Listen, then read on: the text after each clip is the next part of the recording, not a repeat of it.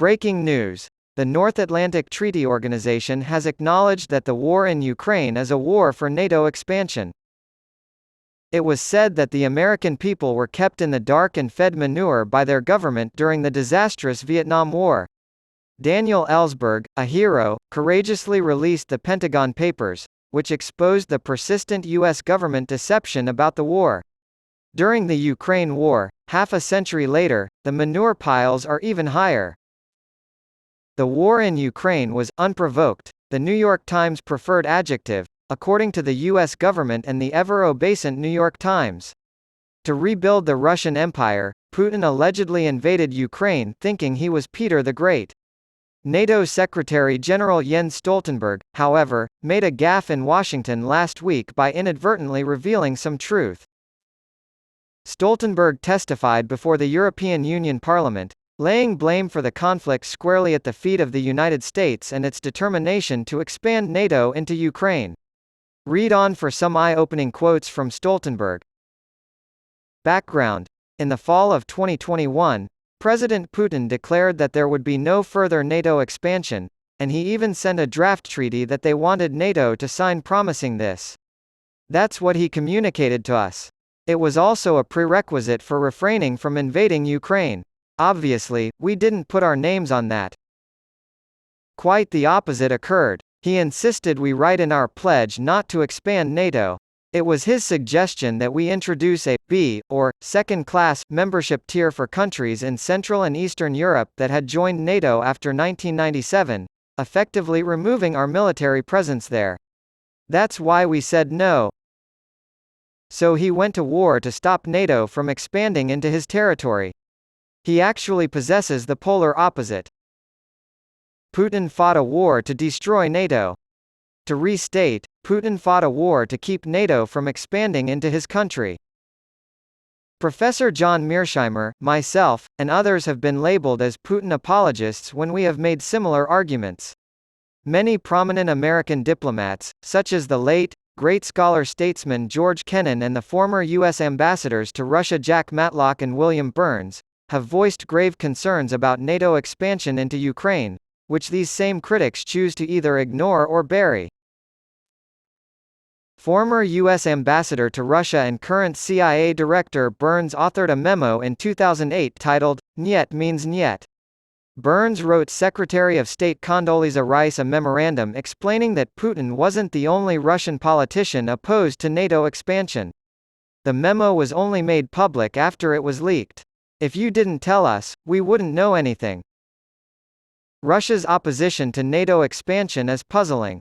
For the obvious reason that Russia does not want U.S. troops stationed along its 2,300 kilometers of Black Sea border with Ukraine. Russia is unhappy about the United States' decision to station Aegis missiles in Poland and Romania after Washington unilaterally withdrew from the Anti-Ballistic Missile (ABM) treaty. Russia is also not happy about the countless U.S.-led regime change operations, such as those in Serbia, Afghanistan, Georgia, Iraq, Syria, Libya, Venezuela, and Ukraine, that have taken place since the end of the Cold War in 1989. Russia is also not fond of the fact that many high-profile Americans call for the country's annihilation under the banner of decolonizing Russia. The equivalent Russian demand would be for the United States to give up Texas, California, Hawaii, the occupied Native American lands, and a lot of other territory.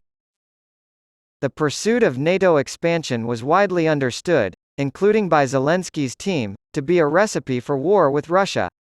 Ukrainian presidential advisor under Zelensky Oleksiy Arestovich said, with a 99.9% probability, "Our price for joining NATO is a big war with Russia." Arestovich argued that Russia would try to take Ukraine in the future regardless of whether NATO expanded. Still, you can't deny history. For many years, Russia made no serious threats to or actual invasions of neutral Finland and Austria. Russia also showed no desire to expand into Ukraine between 1991, when Ukraine gained its independence, and 2014, when the elected government of Ukraine was overthrown with American support. Russia retook Crimea out of fear that its Black Sea naval base there, established in 1783, would fall into NATO's hands after the United States installed a staunchly anti-Russian, pro-NATO regime in February 2014.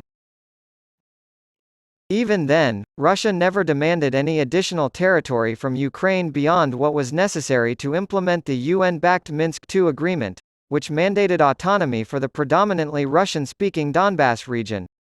But instead of using diplomacy, the United States essentially made NATO expansion into Ukraine inevitable by arming, training, and helping to organize a massive Ukrainian army.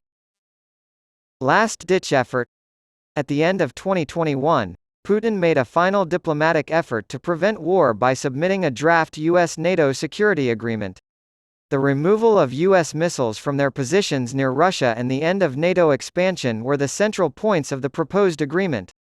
The Russian Federation had legitimate security concerns that formed the basis of negotiations. Biden, however, rejected negotiations out of haughtiness, hawkishness, and a serious failure to appreciate the situation. NATO remained adamant that it would not enter into talks with Russia over the alliance's planned expansion, arguing that the matter was none of Russia's business. The United States' insistence on expanding NATO is completely irresponsible and hypocritical.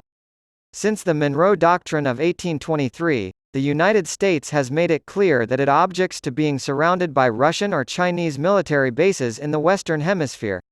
However, the United States either cannot see or cannot hear the legitimate security concerns of other countries. Putin went to war to stop NATO from expanding near Russia's borders, so the answer is yes. Henry Kissinger once said, "To be America's enemy is dangerous, but to be its friend is fatal." The destruction of Ukraine by the United States proves once again that this is true. When the United States finally accepts the obvious, that expanding NATO to include Ukraine would lead to permanent war and Ukraine's destruction, then the conflict in Ukraine will end. The key to peace is Ukraine's neutrality, which would have prevented the war. The truth is that the Organization for Security and Cooperation in Europe, OSCE's call for collective security is more important for European stability than NATO's unilateral demands. IDN In-Depth News. There is a professor at Columbia who also heads up the university's Sustainable Development Center and heads up the UN's Sustainable Development Solutions Network. He has advised 3 different UN Secretaries General, and is now an advocate for the Sustainable Development Goals under Antonio Guterres.